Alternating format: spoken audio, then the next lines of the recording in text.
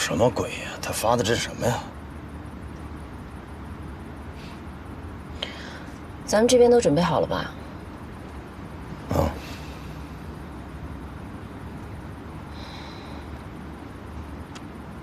铺垫了这么久，是时候该定下来了。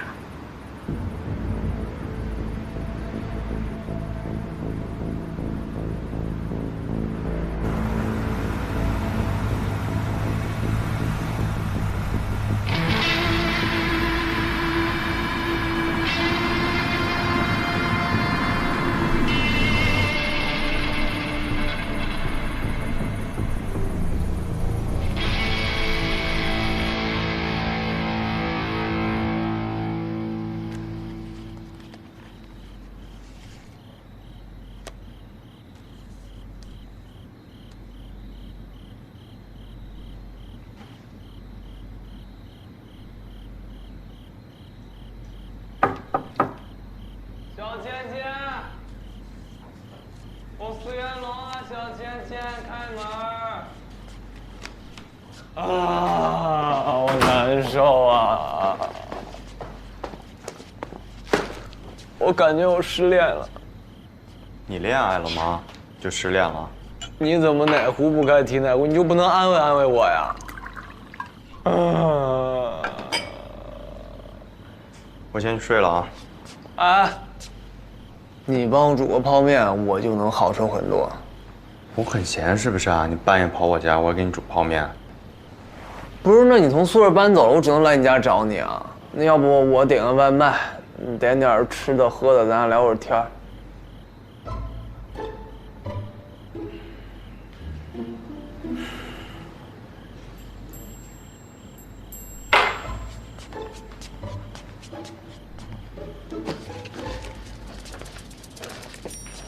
你是煮还是扔啊？扔啊？煮。啊。啊。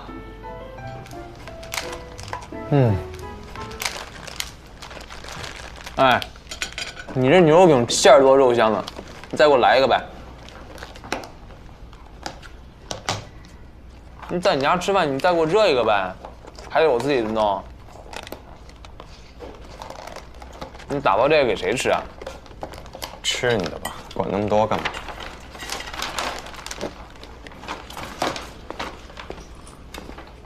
哎，还得自己热。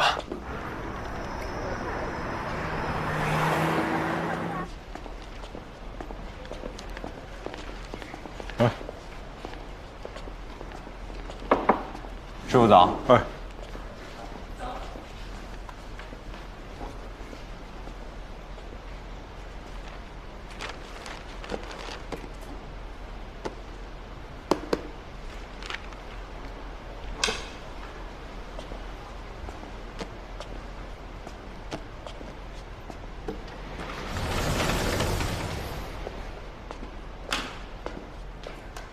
贿赂我？算是吧。什么事儿？案子结了之后，我想请几天假。那可不行，回头再说。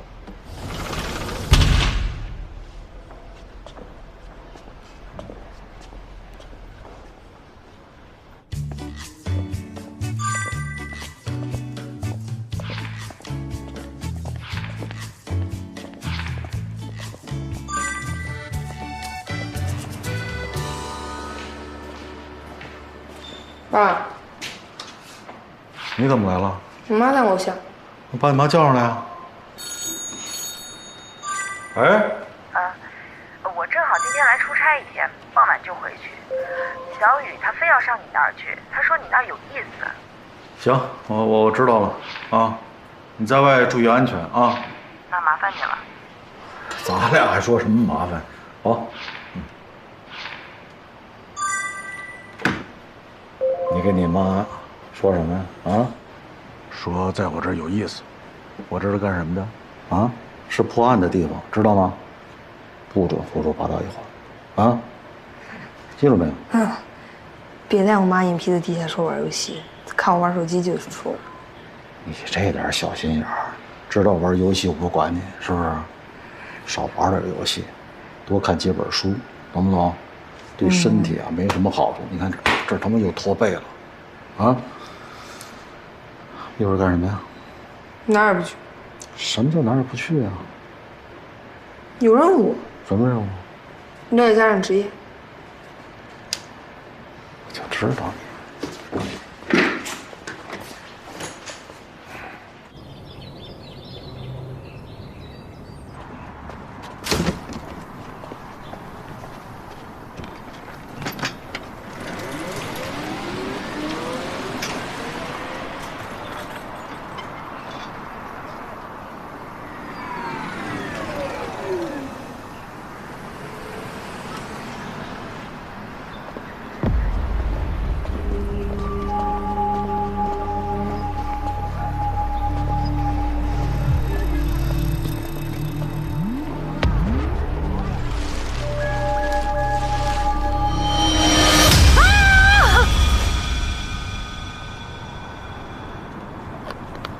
王彤，去帮我把小张叫来。好。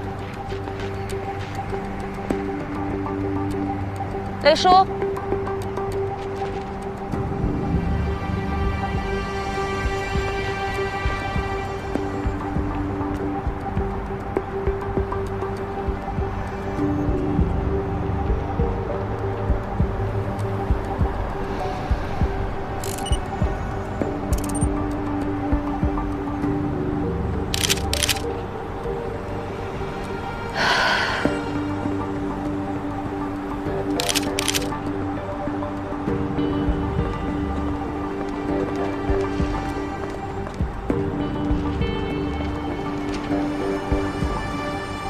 怎么样了？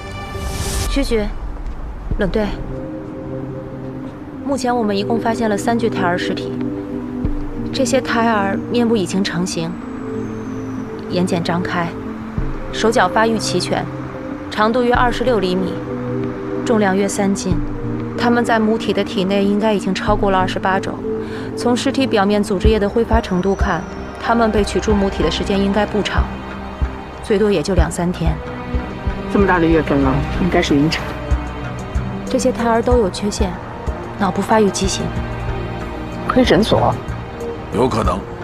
我已经提取了胎儿的组织样本，回去之后我会马上安排实验室检测，看看能不能找到他们的性染色体的提供者。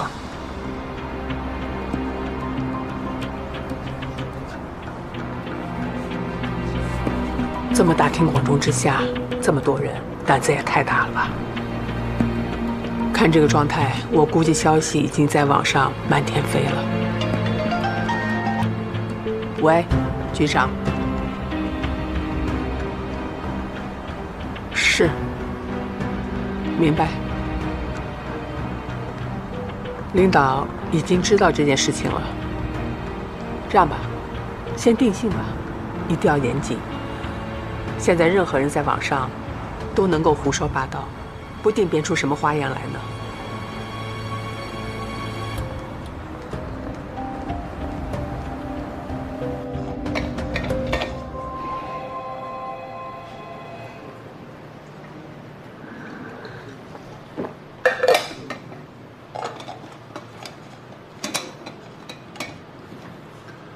监控显示，这个抛尸者为男性，30岁左右，目测身高较高，1.9米左右，走路有点外八字。然后他上了一辆出租车，已经和这个出租车公司取得了联系。据这个司机说，北方口音，下车地点是国庆东路地铁站北侧。然后就去向不明。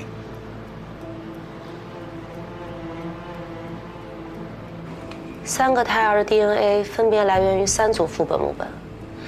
从胎儿的生长发育来看，受精的时间应该也比较趋近。而一般女性的排卵期因人而异，能达到这么精准的时间，应该是服用了促排卵的药物，以及人工干预受精。非法代孕？对。而且我们在胎儿的内脏血液中提取了甲基苯丙胺，病毒。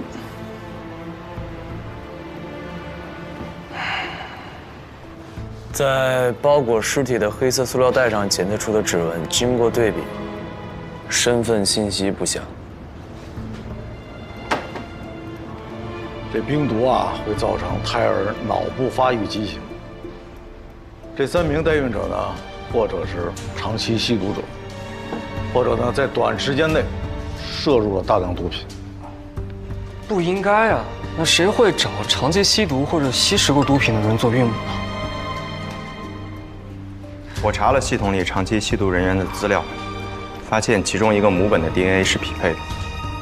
吴翠苗，女，26岁，黔州人，曾多次因卖淫和吸毒而被治安处罚。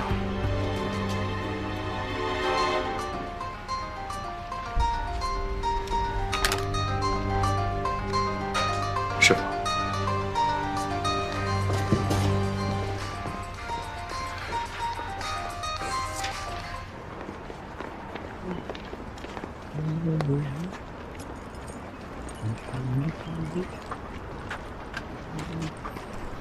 小秋，谢师傅，小心点啊！师傅放心。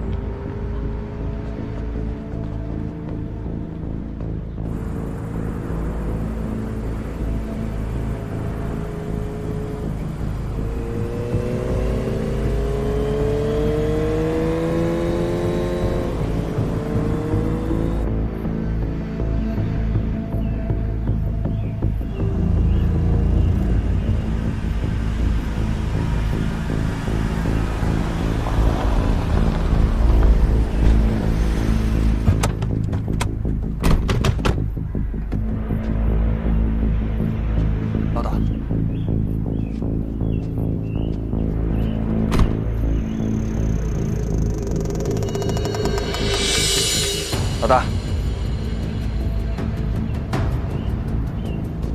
老大，你放心，这周围啊都检查过了，没有异常。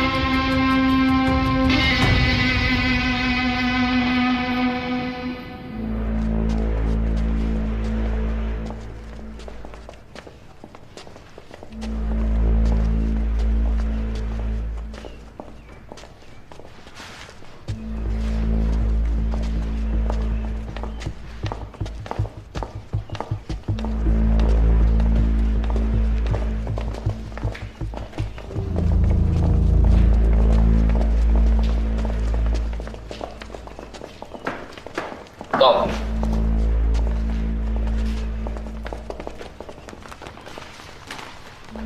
行吧。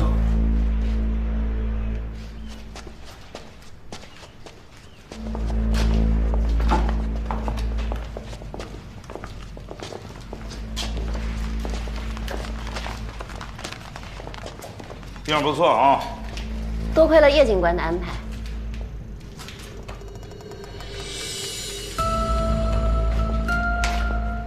哎，你们这个打算现场制哈？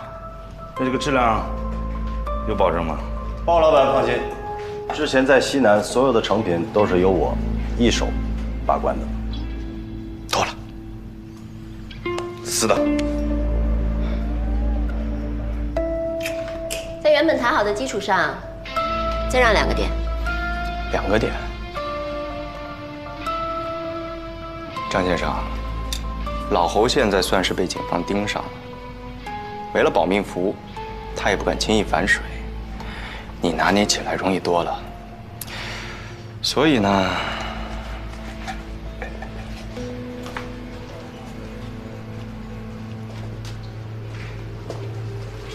我要10个点，你觉得呢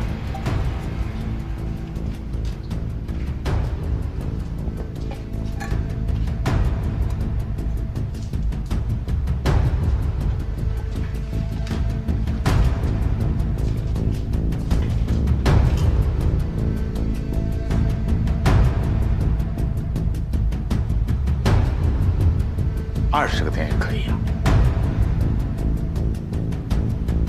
能够结识叶警官，我认了。多沟通，多交流，看你怎么做吧。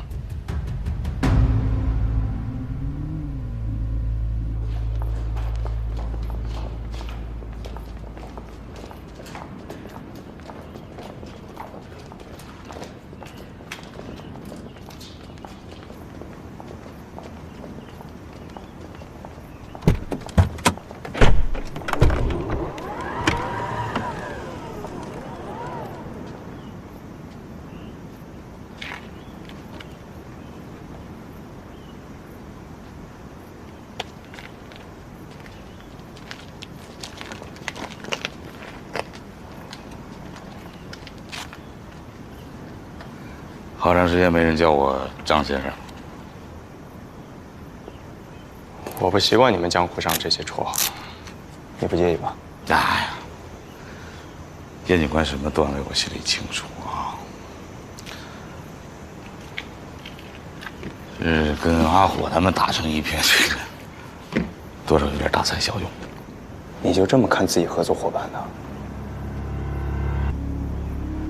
合成世纪时代嘛，本来又不是他们的强项。其实我觉得价格合适，随时可以换。关键是叶警官能给到的资源和渠道，这个才是最值钱的。我懂。这么直白，你就不怕我再坐地起价？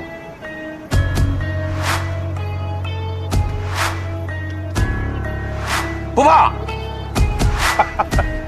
这说明叶警官真的要跟我做生意啊！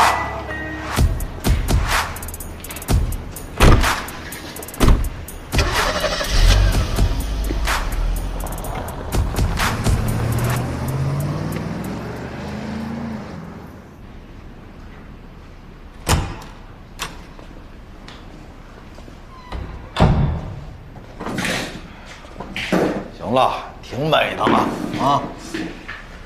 别臭美了，快收起来吧。你就吴翠苗啊？知道为什么这点叫你来吗？不知道。你可是派出所的老熟人了，自己心里没点数啊？我跟你们说啊，就这市局，真头一回来。注意你的态度。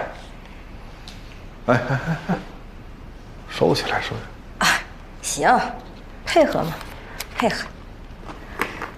我最近可什么事儿都没犯啊，老老实实搁家待着呢。我告诉你啊，在咱们国家代孕是违法的，你所得到的收入都是非法所得。不是，这不会都给我收回去了吧？真没多少钱，他们尾款都还没付呢。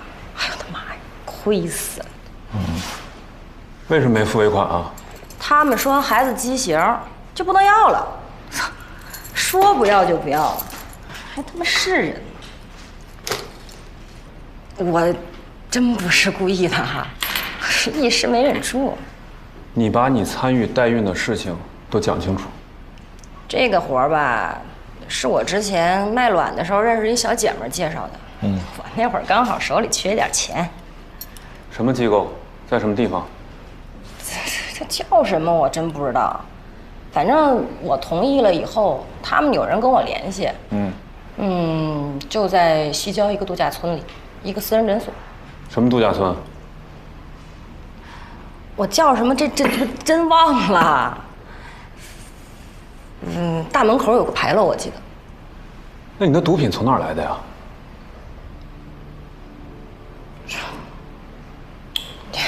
装，又开始装，啊？问你话呢。植入成功以后，就被他们都安排住在度假村里了，一天什么事儿都没有，就是吃吃喝喝，能上个网也不让出去，太无聊了。照顾我们的刘哥就帮我们整了点儿。其他人呢？什么其他人？就是那2个跟你一样原因终止妊娠的。我告诉你，如果他们吸食的毒品是你提供的，哎，不，他们跟我可没关系啊，那都是刘哥给的。什么刘哥？全名？刘勇。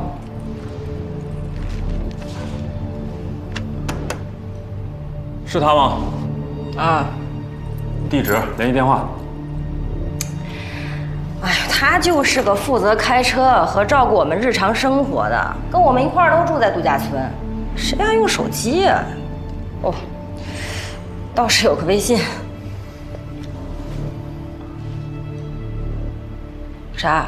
微信。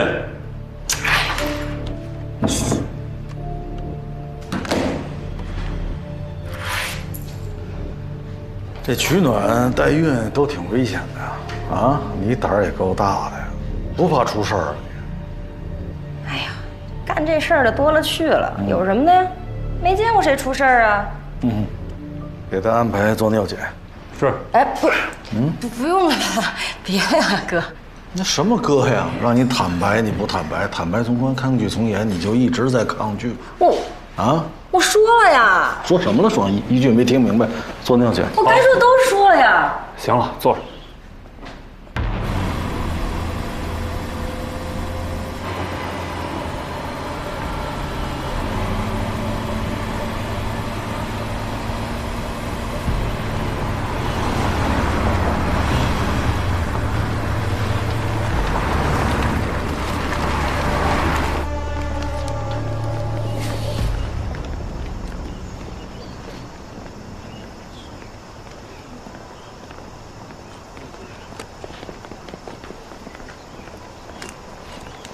老内，这是这家民营医院的负责人，经营单一业务的事儿他已经承认了，刘勇暂时还没找到。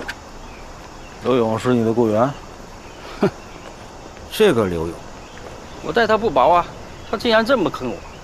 我在这个行里面这么多年了，成功率很高的，来的客户没有不满意的，好好的口碑全给他毁了。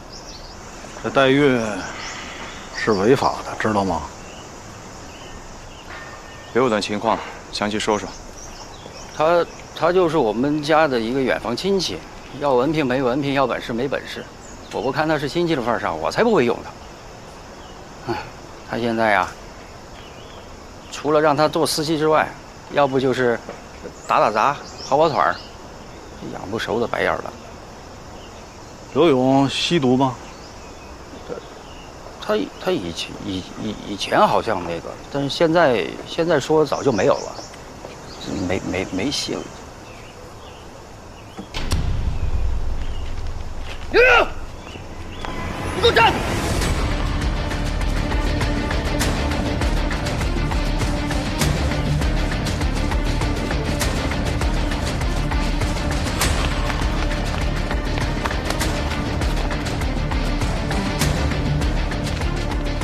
跑啊！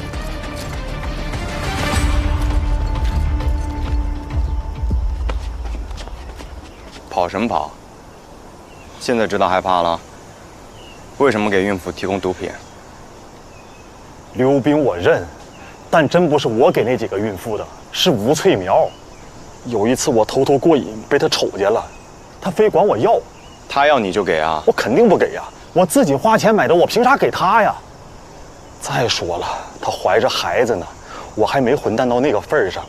她缠了我好几次，我不搭理她，她就趁着我去给老板干活，到我屋里把我的存货给一锅端了。我去找她的时候，我才发现。为什么去城市广场？因为这事儿，我老板说要开除我，所有亏的钱都得算到我头上，凭什么呀？他平时对我也不咋地，他挣那么多钱就给我个仨瓜俩枣，平时还吆五喝六的。我一生气，就想着干脆把这事儿给闹大，反正他挣的也不是啥干净钱，我就让他见见光。是你让刘勇处理胎儿的？我一发现不对劲儿，我就赶紧安排了引产。3个呀，我1年的利润都不够赔的。完事后我还问他是不是让他们吸毒了，他打死不承认。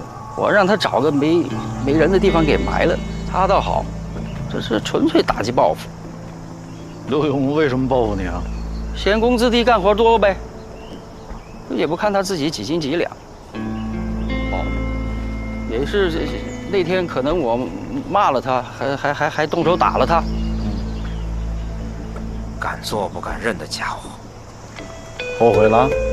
啊？你应该后悔，不应该违法经营，知道吗？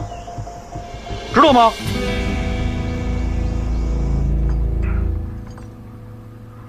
我们从几名代孕者了解到，刘勇的毒品是你偷的，对吧？你还以这个兴奋提神为目的，教唆他们吸食毒品。为什么这么干呀？好玩呗。哎，那句话怎么说来着？哎呀，反正就是一个人找乐子多没劲啊，不如大家一起乐呵乐呵呗。你知道这是什么性质吗？助人为乐。你这什么态度？你把态度放端正点，你这是违法，更是犯罪，你知道吗？不也屁事儿没有嘛。再说了，凭什么只怪我呀？谁让他们自己没见识没定力？你这种态度和生活方式，对你自己和别人都太不负责了，你知道吗？快活一天是一天呗，我就爱这么过，你管着吗你？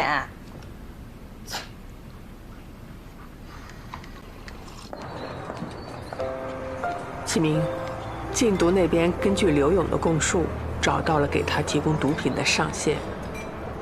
经核实，这人是豹黑集团的关键人物，而且因为刘勇早年跟他曾是毒友，所以对方并未对刘勇有所戒备。而且这个人禁毒总队一直没办法查清身份，没想到通过咱们这起案件，竟然查清了他的底细。有了咱们这起案件提供的关键线索，这瓦解豹黑集团的时间也能往前提了。那就好。行了，吃去吧。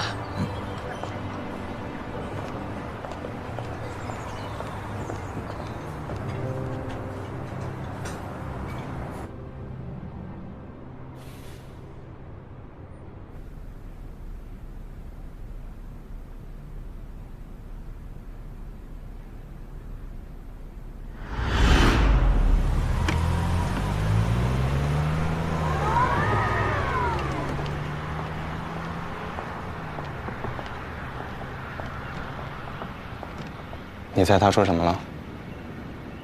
多少也能猜到一些。后面有什么打算？先交货吧，钱到手了再说。打算多长时间交货？到时候细节你不用操心，快成了会通知你。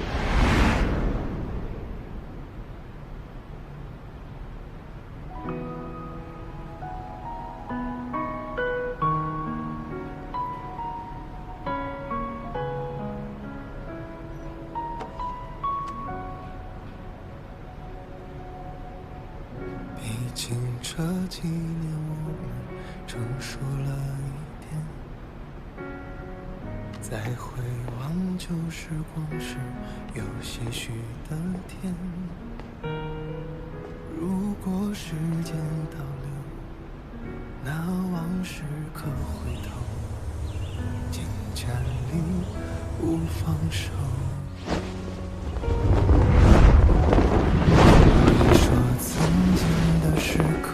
灼伤了你我，尽管故事没结果，诺言被打破，那所谓的快乐，趁痛苦没着落，曾经对与错都会渐渐剥落。我好想知道后来哪里是你的弱点，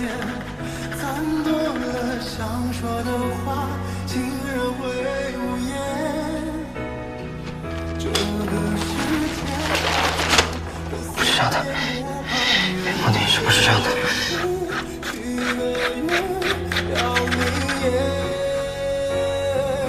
也许你心里暗处有伤疤，但愿会有人为你抚平它。一路陪伴，一路升华，你能否感应到我？梦里也在说着你要幸福啊。也许我心里还是放不下，时间它从不曾为爱留下。可是世界难免复杂，但愿爱没有偏差。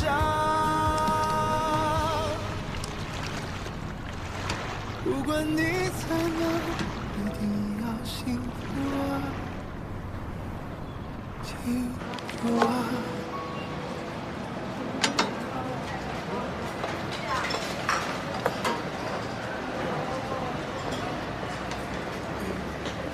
来，尝尝，我刚腌的，哈哈，都一下去，那油呲儿就冒出来了。是啊，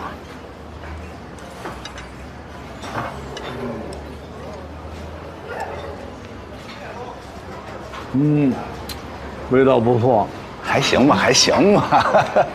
我告诉你啊，要是再过几天，等那咸味儿再进去点儿，那味儿就更绝了。确实是淡了点儿，稍微淡了一点点儿。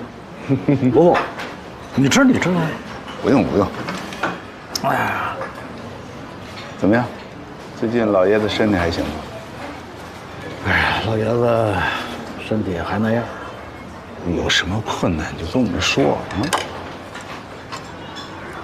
那护士都跟我说了，说咱家嫂子隔三差五的给老爷子送好吃的。谢谢。我还客气什么呀？家有一老，如有一宝，有了宝贝，那咱还不得照顾着点儿？你说是？是啊，是咱的福分。得嘞，你吃吧啊，我去忙活去。好。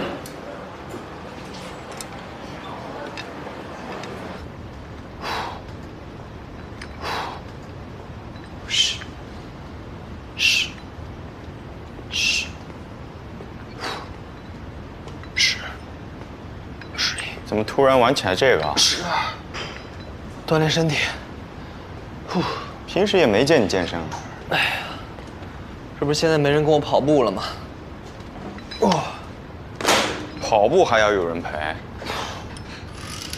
我说真的啊，你现在不在宿舍，我一人真挺无聊的。我这一早就来单位锻炼身体。哎呀，是。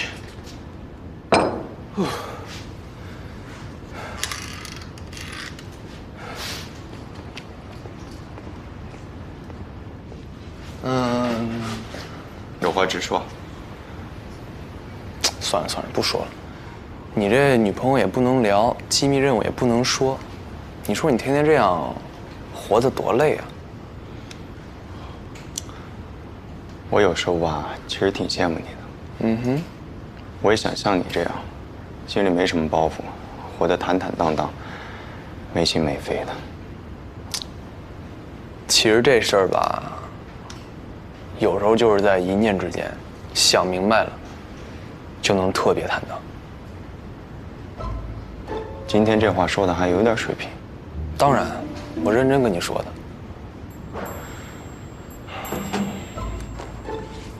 希望有这么一天吧。一定有这么一天的，只要你需要我，就一直在，兄弟。就怕我不需要你的时候，你也在。拜拜。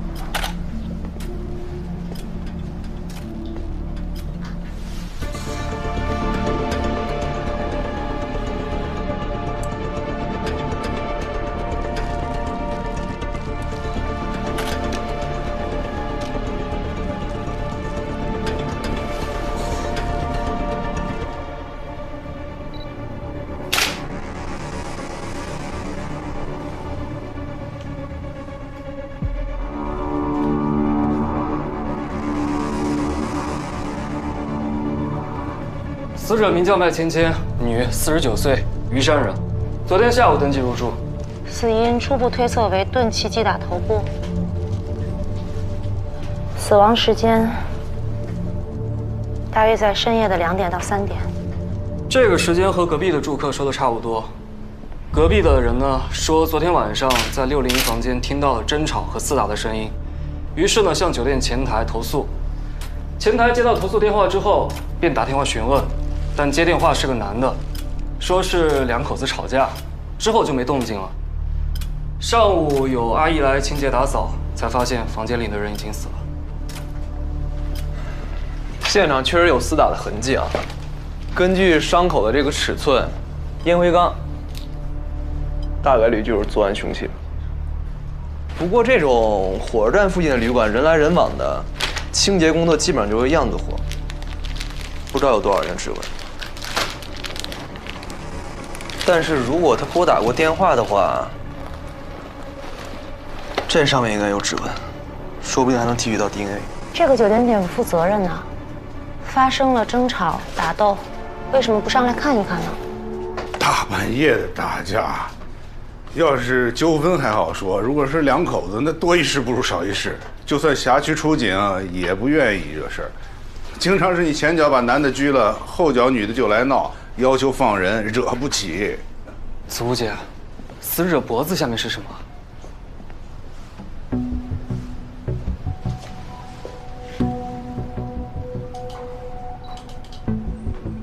血凝块。嫌疑人应该是分2次击打的受害者的头部，但是第一次并没有造成受害者的直接死亡，而且2次击打应该有间隔的时间，时间大概是20分钟。20分钟，能干不少事儿呢。受害人包里的证件、身份证都在，银行卡也在，还有不少现金。死者衣着完好，没有性侵迹象。说不好，酒店前台登记的时候，受害人是没有同行者的，但酒店也管不了住客自己带人进来。目前无法确认这个接打电话的人的男人的身份信息，现在已经向酒店调取监控，协助我们调查。只不过这栋楼它非常的老旧，只有前台、前门以及每层楼的电梯装有监控，所以排查起来有一定的难度。另外呢，受害人的手机找不到了，不排除被嫌疑人带走的可能。我正在提取受害者甲缝中的生物检材，发生过厮打，应该可以找到对方的组织样本。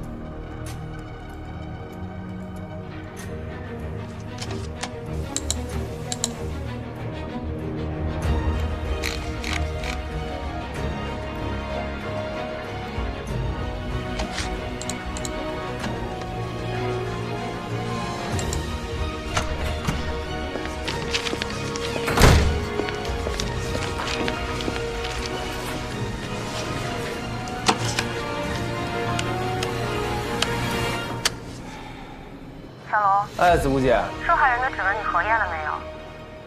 我这边检测受害人的血液样本 ，DNA 显示受害人是有前科的，而且还是现在的在逃通缉人员。受害人？我这儿在烟灰缸和电话上提取的指纹在系统里，但那人是男的，叫刘建元啊。11年那会儿，因为抢劫故意伤害被判了6年8个月，现在还是在逃通缉状态。跟他同案的还有个女的叫刘敏。刘敏，受害人的 DNA 显示她就叫刘敏。那酒店登记的身份证，不是假的，就是盗取别人的信息。现场检材里有没有刘建元的 DNA？ 如果有的话，现场甲缝提取物的检测报告也出来了，是刘建元。汗水替代泪水的重量，用伤口遮住枪口的声响，没有天生不屈的倔强，只因总有人赶在前方挡下风浪。当每一次不平凡变得习以为常，只为将肩上徽章擦亮，就像黑夜中暗涌的光，汇聚成你的模样。抬头望，多么的荣光，像希望伸出了臂膀，披着光，前世也有望，穿越过命运的战场。